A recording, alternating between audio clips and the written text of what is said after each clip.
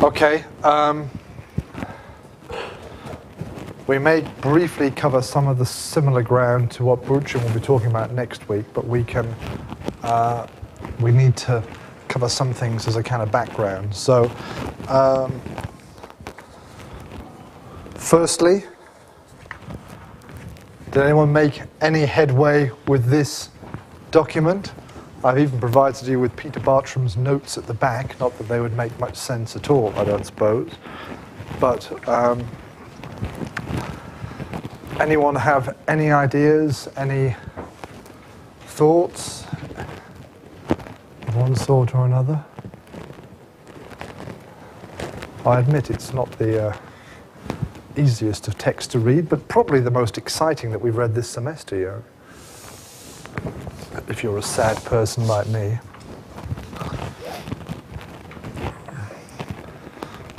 This is a genealogical tract, a group of genealogies. It survives in a manuscript in the British Library called British Library Manuscript Harley 3859. The date of that manuscript is quite late, but into this manuscript, and maybe on the continent, were added a number of texts that are connected to Wales. We have the Historia Britonum, which I mentioned a few weeks ago in connection with studying history, Gildas and so on. In Bede, we mentioned the Historia Britonum. Another text that we've looked at already once, the Annales Cambriae, the Welsh Annals, and these genealogies.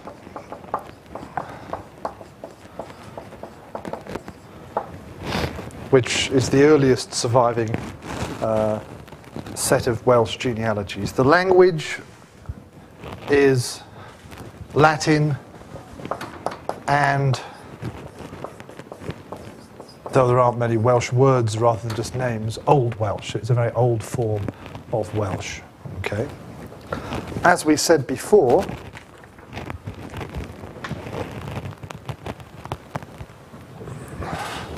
the word map means sun, and I think once we get merch, there's an H in modern Welsh, merch, which is daughter.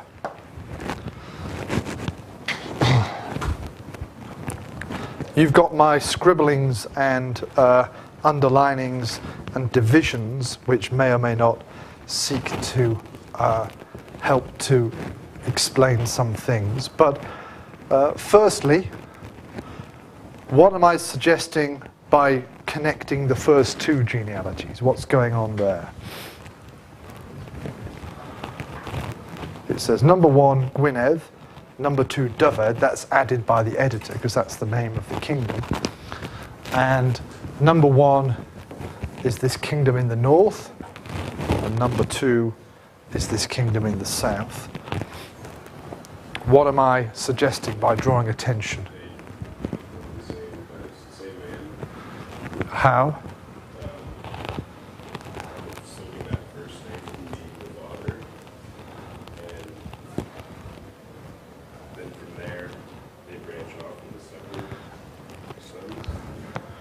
We're going backwards in time rather than forwards. So it's Owen Map Higwell means Owain, son of Hoel, son of. So they're going backwards in time. So Owen is the most recent person, and we're going backwards in time. So it's son of, son of, son of, son of. So have another go.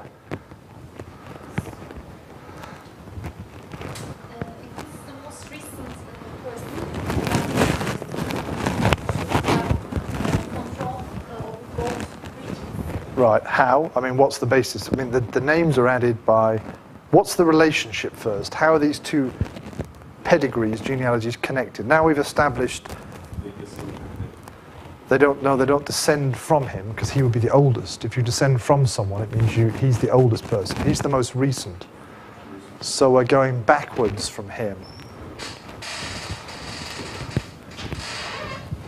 We're ascending up rather than descending down the genealogy from him. Look at the names. We've got Owen first, Map Higwell, Map Cateth, okay, in the first one.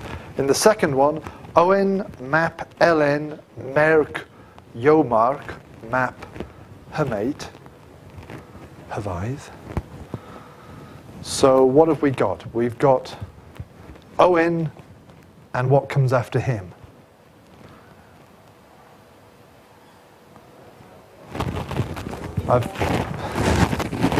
Look at these words. What do these words mean? Map means son of. Merk means daughter of. Owen, son of Howell, son of Cadeth, son of Rotary. Number 2, Owen, son of Ellen, daughter of the Yochmark Llywach. They were married, okay? Or at least they obviously had some kind of relationship which produced a son, okay? So Owen was the product of the union of these two people, okay, or whatever. So that's our first bit, okay? And he occurs in both of the genealogies at the start with his paternal genealogy and his maternal genealogy set out. And his genealogies come first. So what does that suggest? We've got him twice. We've got his mother and father's descent, and those are the two first genealogies in this collection. So that suggests maybe what? Okay, the text as we have it has been messed around and there are mistakes and errors and things like that. It's not a perfect copy of the original thing. That's been lost, okay? But, and even perhaps the order of parts of the material have been mixed up because they wrote in these columns. You can see the columns there and so on. But it's very clear that the first two genealogies, the first two parts of this collection of genealogies is these two. And they both begin with Owain, with Owen, okay? And they're the only two genealogies that begin with the same person. Other ones go back to common ancestors, but these are the only two that begin Owen, da-da-da-da, Owen, da-da-da-da, okay? And they're at the start. So what does that maybe, we can't be certain, but what does that maybe suggest? Zaina?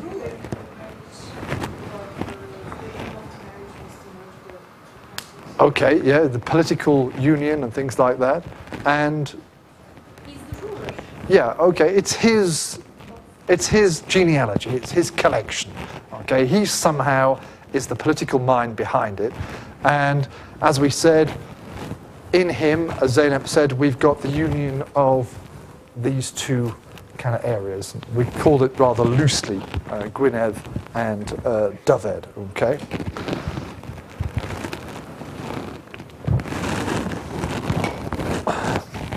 So, this is a collection of genealogies put together, brought together, maybe not by King Owen himself, but by monks working for him.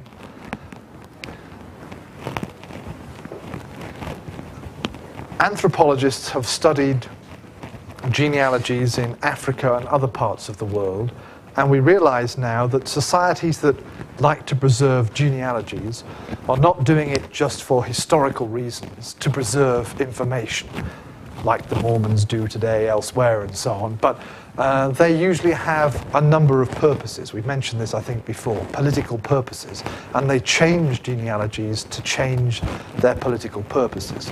So we have to be very suspicious. We have to think, okay, here is something created by King Owen, or under his auspices, under his power, okay?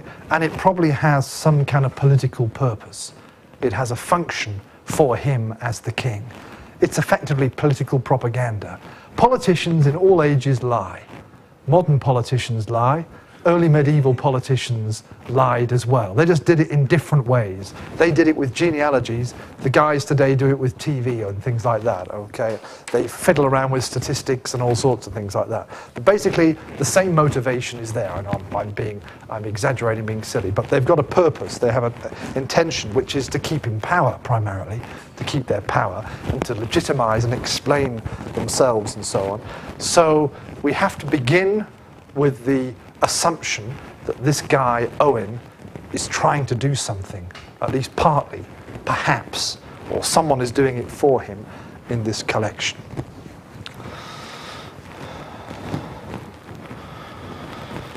Okay, did anyone else come up with anything? Do we notice any other connections?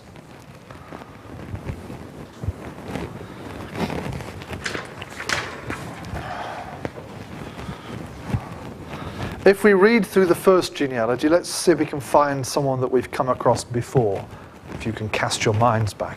Owen map Higwell, I'll read them in modern Welsh. Owain map Howell, map Cadell, map Rodri, map Mervyn, map Esyllt, Merch, daughter again, Cynan, map Rodri, map Igual, map Cadwaladr, map Cadwallon, map Cadfan, map Iago, map Belly, map Rhyn, map Maelcwn. Maelcwn. I've underlined that guy. Maelcwn.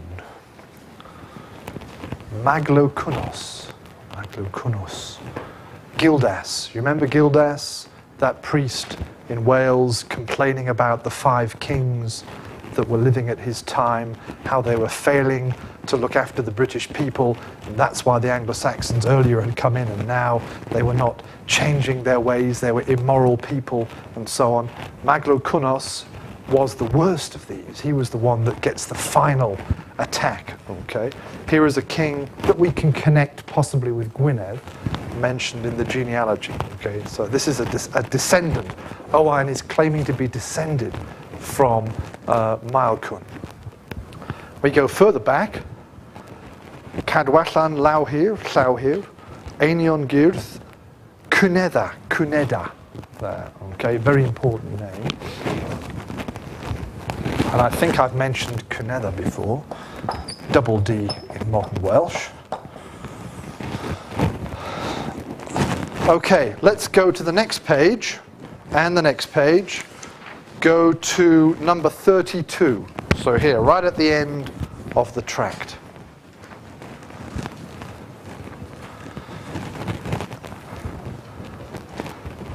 Haec sunt nomina filiorum Cunedda, quorum numerus erat. Okay. Yes, can we have a translation from our Latinists here? Anyone wish to have a go? Sons of. These are the names of the sons of Cunedda, whose number was 9. Okay, who were 9. Tybion, primogenitus, firstborn, qui mortuus in regione quae vocatur Manau Gortotin, and I don't have a map here. Let me see if I can get a bigger map. We can remind ourselves of where that was.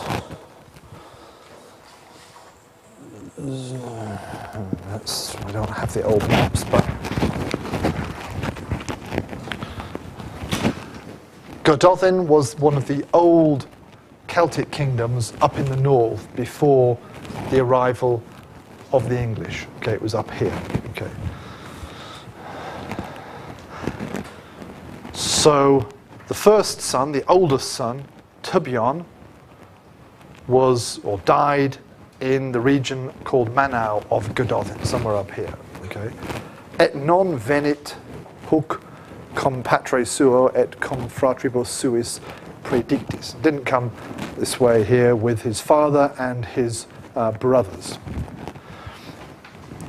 Then we get more information. Merion filius eos, his son, Tebion's son, divisit possessiones inter fratre suos. He divided his lands between the brothers. Okay, the brothers, not his own brothers, but his father's brothers. Then we get the list of the other sons of Cunedda.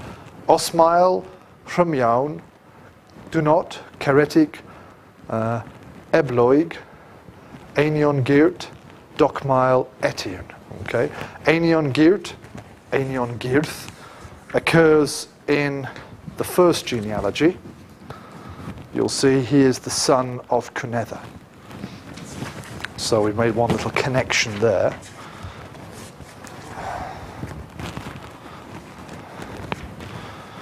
The story goes that Cunedda and his sons, the number varies, came from the north of England into Wales to expel the Irish. Okay, we have this mentioned in other sources as well. It's probably a legend. And then his sons create a series of kingdoms. Now, for example,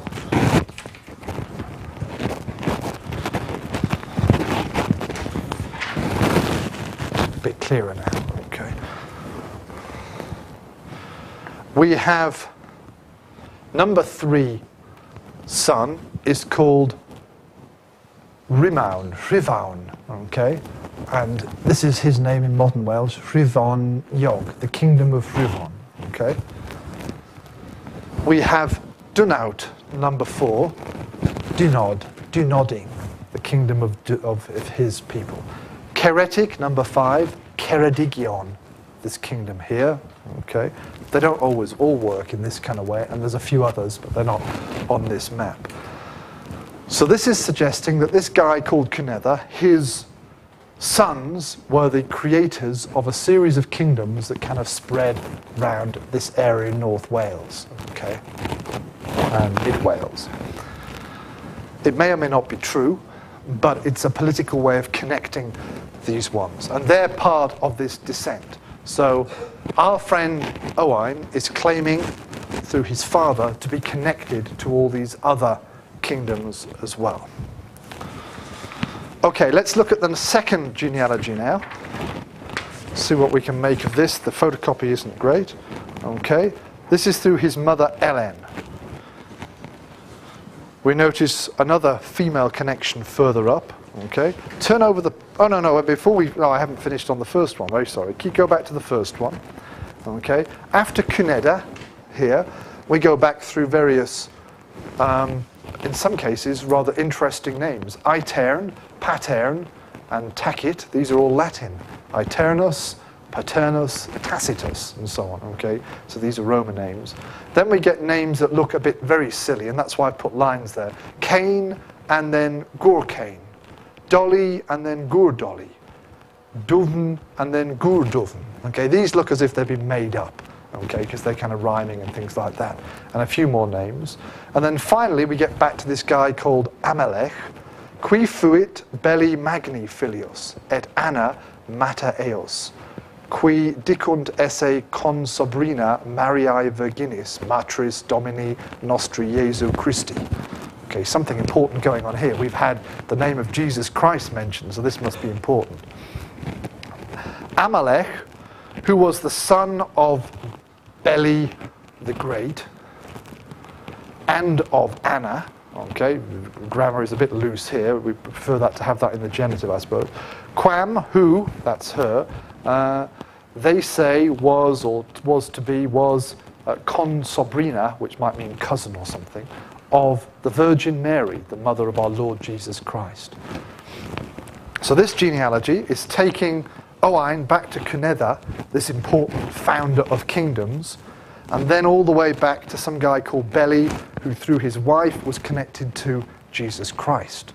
Okay, that's quite a big claim to be made in a genealogy. And we would laugh now, but people at the time would maybe or maybe not believe it, but they would actually get some kind of message. Okay, a Christian connection is a good thing. Okay, now we'll go back to the second one. This is the one connected to Dyfed, the southern kingdom. We go back quite a long way here. One name I'd like to draw your attention to, well, there's an Arthur here, but we won't worry too much about that Arthur, because that's not King Arthur, as far as I know. But on the same line as Arthur, second line, Gwartepir. This is our old friend Vortipor, who was the guy on that Ogham inscription that I showed and is also mentioned by Gildas. Okay? And the Ogham inscription, we said, was down in Dyfed somewhere, so it's a connection with that one. Okay? And then we have a few more of these kind of pseudo Latin names, Ercole, which might be like Agricola or something, and Tryphinus and things like that. And then we get the names Nimet and Dimet, which again look very artificial and made up, rhyming ones. Then it says Maxim Guletic. Now you won't know who this guy is from this. Maximus, you remember, again we mentioned the late 4th century figure Magnus Maximus, who allegedly removed the British soldiers from Roman soldiers from Britain in his attempt to conquer the south, to claim the Roman throne and so on. Then we get names like Protec and Protector, strange names. They even put brackets around things. Then we get Constans, Map, Constantini Magni, Constantine the Great. Okay, wow, now things are really hotting up. We're getting all the way back to the Baba of Istanbul here. Big claims being made in this one.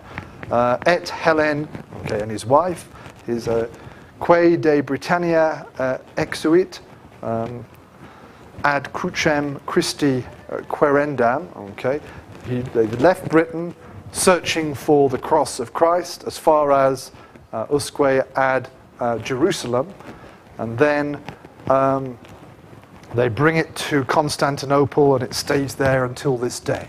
Okay, the claim of the true cross of Christ, piece of the true cross of Christ, being taken to Constantinople by Constantine the Great, who is ancestor of our friend Owain, allegedly. Okay, great claims here. So on the one hand, he's going back to Jesus Christ through Belly. On the other hand, he's going back to Constantine and so on. Okay, he's making some big claims to his ancestry. I won't go through the whole thing, but here is my schematization of this tract. Now, in fact, this doesn't take, there are 33 entries, and about 20 of them can be put together. Some of the others in their current form can't be fitted in perfectly, okay? So about a third, 2/3 of these can be slotted into this scheme, this plan. So this is what we've been looking at so far. Here's Owain, through his mother, back to Magnus Maximus, back to via Constantine. I haven't put Constantine in, I'm sorry, that's my mistake. We should put Constantine in, and then further back in a separate diagram in number 16, okay, we get Constantine again, and then it goes all the way back through all sorts of people who were not related to each other and so on. It creates a genealogy out of different names to Octavian, okay, Augustus, the after Caesar, the first real emperor, okay. So I would write in here Rome. All this stuff is claiming to be connected to Rome.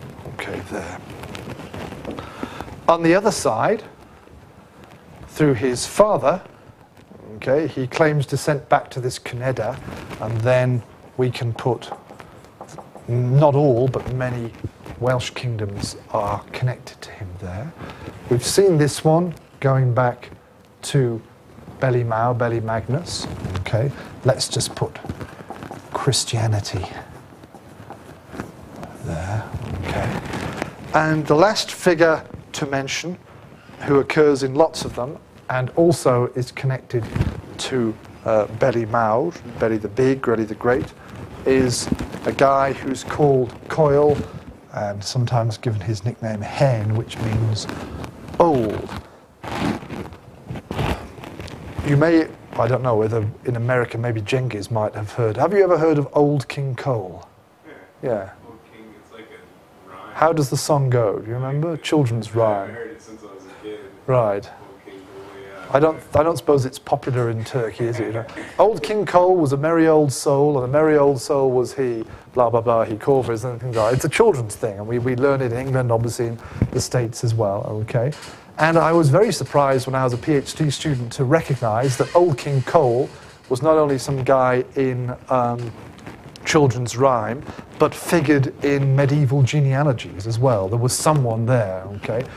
We usually spell it these days like that or something, but in modern Welsh, coil, like that, coil hen, coil the old, okay? Which hen, meaning old, also means ancestoring, often in genealogies. And the many lines here indicates that from the different genealogies in here, he's the ancestor of lots of guys, mainly connected to northern British kingdoms and lands, okay? So the old British kingdoms that the Scots and the English destroyed, okay, with the exception of Strathclyde, which survives a bit longer, but all the kingdoms up here, lots of them claiming to be connected to this guy called Coil Hen. He's their ancestor. So putting it all together,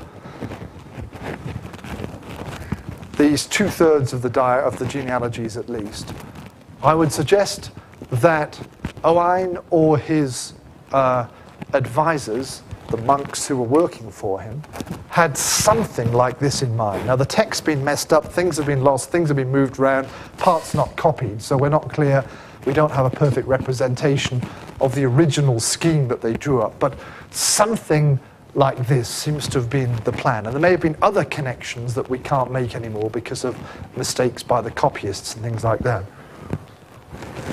So,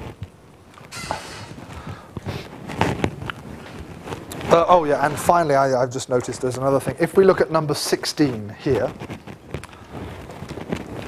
the big long one that leads back to Octavian and so on, Rhyn map Nathan, blah, blah, blah, blah, blah. On the third line, you'll see we've got Carataug map Cinbelyn map Tehant. And I have written there in my very small handwriting, Caraticus, Cunobelinus, and Tasciovanus, who were kind of pre-Roman rulers and leaders in Britain. We know about these people with those names, fighting against the Romans or collaborating with the Romans and things like that, or before the Romans came, making coins. So those names seem to be echoes of somewhere here, but then they're connected to Constantine, so it's a bit incorrect, but we can put pre-Rome as well. Pre-Roman British heroes or figures or something like that. So what seems to be going on here? How can we summarize this rather complicated piece of political propaganda? I mean, these politicians today are rather more straightforward, and you get what they're saying. If the early medieval politicians had to go to this much trouble, and then we had to sit down and read these things, we wouldn't really understand what message they have. But so what might we suggest is the purpose of this scheme, and therefore these genealogies? I think Owen is trying to say that there is no one more legitimate than me. He's trying to assert his legitimacy. Yes, I mean, he was king. He ruled from about the early 950s until he died in 988, and he ruled. Can you hear me? He ruled in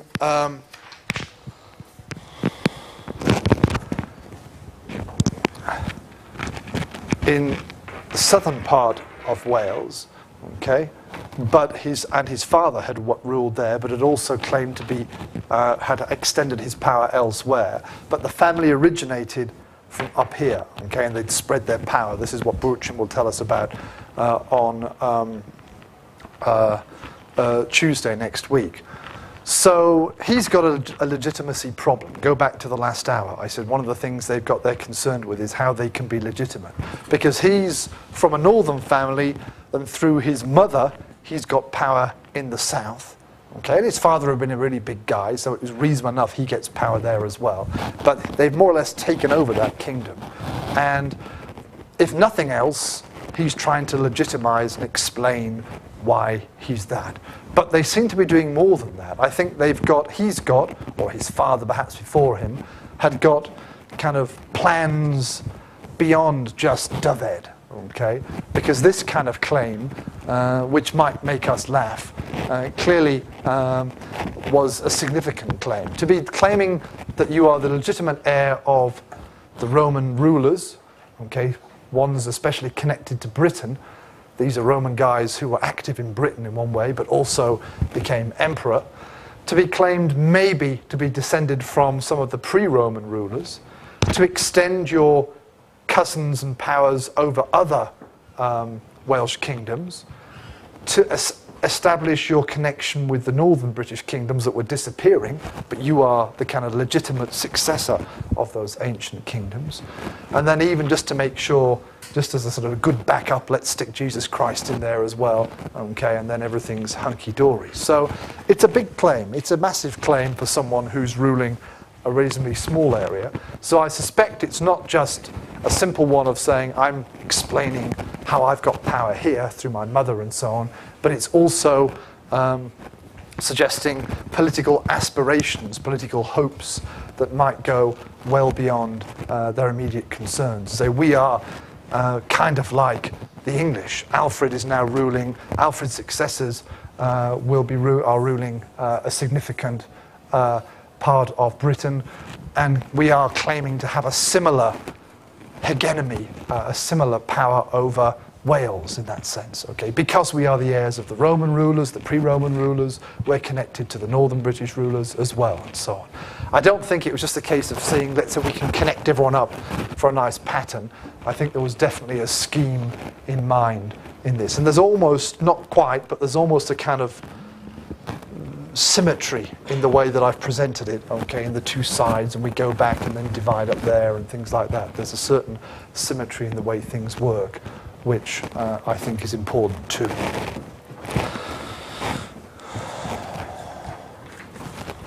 So, theoretically, an important source of telling us who were kings, who were rulers, who was the son or daughter of whom, but we have to be very careful with these sources. They don't seem to say very much, but they say quite a lot, perhaps in a way that we don't expect. Okay? And we've seen some of the sequences of names, the ones that rhyme, the ones that alliterate, they just seem too artificial. People didn't give these stupid names, father to son and so on. They look as if they've been added in there at some point to kind of flesh things out and so on. Oh, we've run out of names, let's just make up a few silly names and put them in and things like that. So using these sources are very difficult. It's a very difficult document to use. And the problem being partly the political side, but also the fact that things are not preserved so well. Right. Anyone want to study early medieval genealogy? I did my PhD on these things. That's why I'm going on about it. So you might have had enough from that. Let's just very, very quickly. We've got 50 minutes. Let me just finish off 5 or 10 minutes, just saying a little bit about what's going on in Ireland. We've got Scotland to deal with, Wales next time, but we can say a few things now here.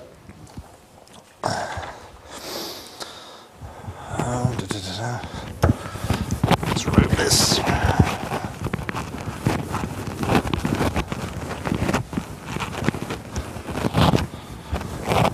So can anyone kind of remind us what were the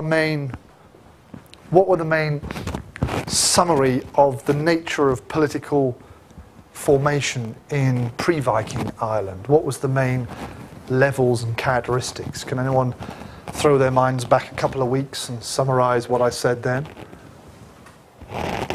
I'm not after names, there's a more general.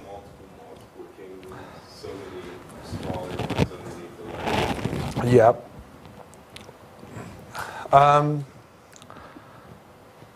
Theoretically, who was at the top, but probably wasn't? Can you remember?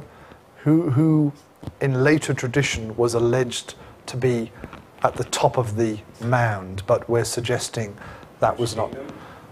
Or which king? rather than kingdom, I should say. We can do it a hierarchy. Who was in the? There was someone who would claim the high kingship, or who to claim to be called King of Tara. Does anyone remember that? I mentioned it briefly at the end.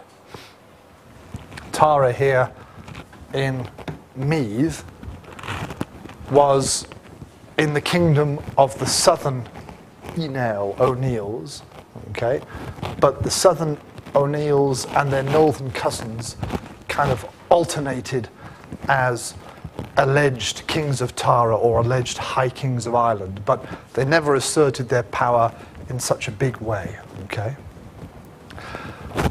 So ignoring the high kingship for the moment, then we said Ireland was divided up into a series of over-kingdoms, of which there was usually one big guy who had power. He came from one of a number of families. Most importantly, by this period, the O'Neills in these two groups, okay? The remains of the old Ulster kingdom here. We have the Argyll here, but they were connected to the O'Neills. Connaught, Munster, and Leinster here, okay? Now,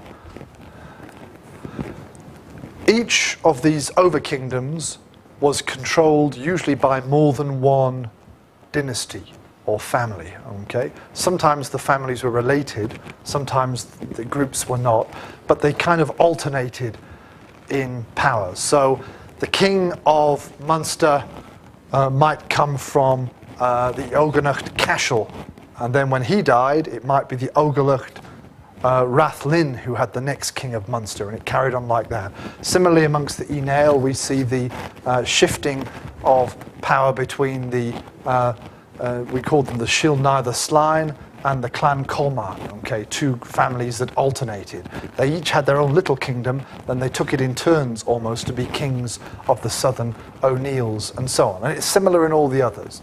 They had a number of big dynasties, 2 or maybe 3, usually 2, who kind of took it in turns to be king of the province.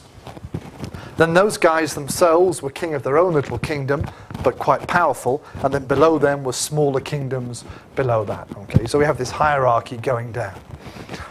Now what seems to happen during the Viking and kind of post-Viking period is that in some of these regions, one dynasty tends to take over and get more power. So this alternating pattern in some cases breaks down. Okay, so one dynasty gets more power. So in the southern Ineal, in the Midlands there, the Clan Colman become predominant. Okay, they become the main dynasty, and the Shilnaithe Slán cease to have as much power. And I mentioned before in Ulster, it's even earlier, I think, the Dal Fiatach had more or less asserted their power as provincial kings and so on. So that's one pattern we get, this alternating pattern that historians have tried to identify, in some cases tends to break down, and we see one family becoming more dominant. So again, political consolidation rather than fragmentation. We get focusing power in a fewer hands. In Munster, we have, very significantly, a new group that comes into power. Later on, they get the name Dal Cash, which is what we've got here. But originally, they were one of a number of peoples called Daishi, which means something like slave or something like that, tributary people. So they were probably very unimportant in terms of the traditional hierarchy, but they become more powerful through military ways, and then they establish themselves firstly here, and then eventually they take over the kingship of Munster. Okay? This is the one big case of a complete outsider, and probably originally a very small group, removing the Ogenacht ultimately from power for a while at least, and becoming the main kings of Munster. And the guy that Fatty mentioned, as I said before,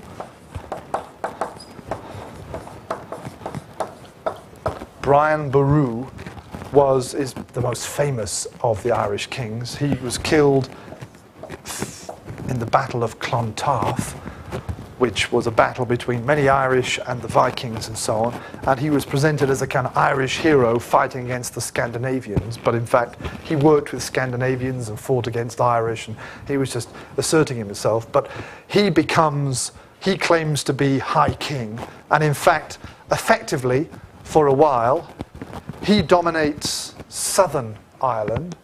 And a member of the Clan Comán says, I am the main ruler in the north. So again, this old division of the provinces seems to break down, and we get the emergence of bigger and more powerful guys asserting their power and so on.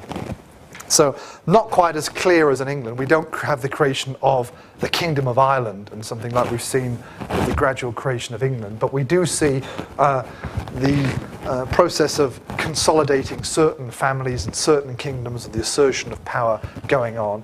And whereas we wouldn't say Brian Boru was King of Ireland, if he was High King, he did certainly exert a great power over other people, okay, as overlord over other rulers. He was the most powerful guy for a short while in Ireland at the time and so on. So again, changing the way that politics was done and so on, the same kind of pattern that we've seen. Okay, any questions? It's late. We all want to go home. Okay, next time, I shall send an email out, hopefully tomorrow, I need to remember. Next time we will have Burcin giving her presentation about Wales again, but in addition, I want to have your essay proposal and provisional bibliography of sources that you're hoping to look at, okay? We'll go through everyone, have a little look at what you want to talk about, and then I'll take them away and give you some more comments the following week. Well, bring them to the class, okay? That's the main thing. Okay, thank you very much.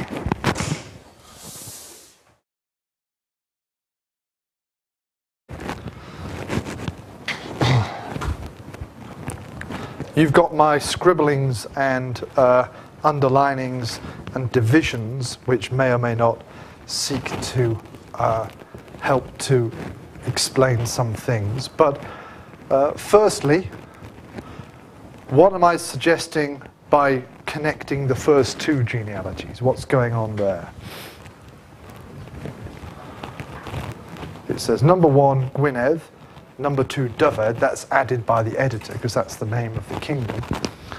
And number 1 is this kingdom in the north, and number 2 is this kingdom in the south.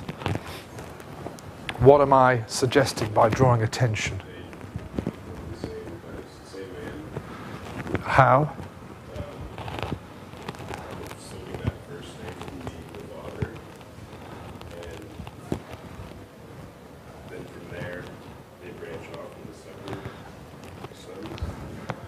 We're going backwards in time rather than forwards. So it's Owen Map Higwell means Owain, son of Hoel, son of. So they're going backwards in time. So Owen is the most recent person, and we're going backwards in time. So it's son of, son of, son of, son of. So have another go.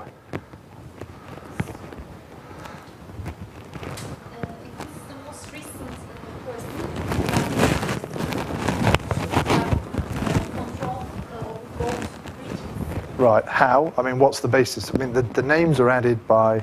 What's the relationship first? How are these two pedigrees, genealogies, connected? Now we've established they don't descend from him because he would be the oldest. If you descend from someone, it means he's the oldest person. He's the most recent. So we're going backwards from him.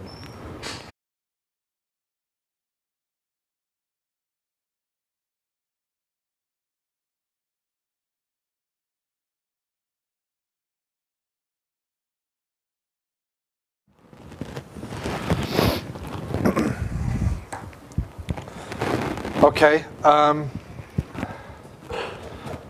we may briefly cover some of the similar ground to what Burcin will be talking about next week, but we need to cover some things as a kind of background. So, firstly, Did anyone make any headway with this document? I've even provided you with Peter Bartram's notes at the back, not that they would make much sense at all, I don't suppose. But anyone have any ideas, any thoughts of one sort or another? I admit it's not the easiest of text to read, but probably the most exciting that we've read this semester, you know, if you're a sad person like me.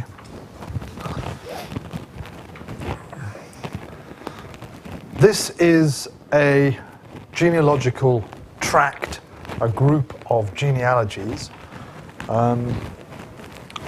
It survives in a manuscript in the British Library called the British Library Manuscript Harley 3859. The date of that manuscript is quite late, but into this manuscript, and maybe on the continent, were added a number of texts that are connected to Wales. We have the Historia Britonum, which I mentioned a few weeks ago in connection with studying history, Gildas and so on. In Bede, we mentioned the Historia Britonum.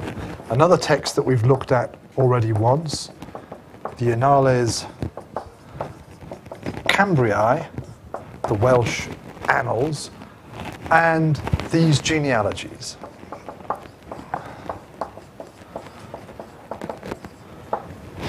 Which is the earliest surviving set of Welsh genealogies. The language is Latin, and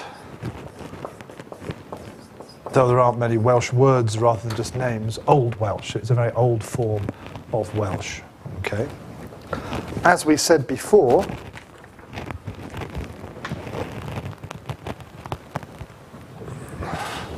the word map means sun,